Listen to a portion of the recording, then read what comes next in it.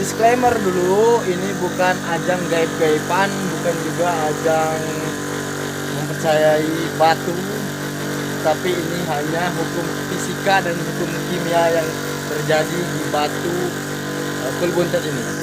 Yang mana ini tadi katanya bergerak guys, ini kan bergerak guys.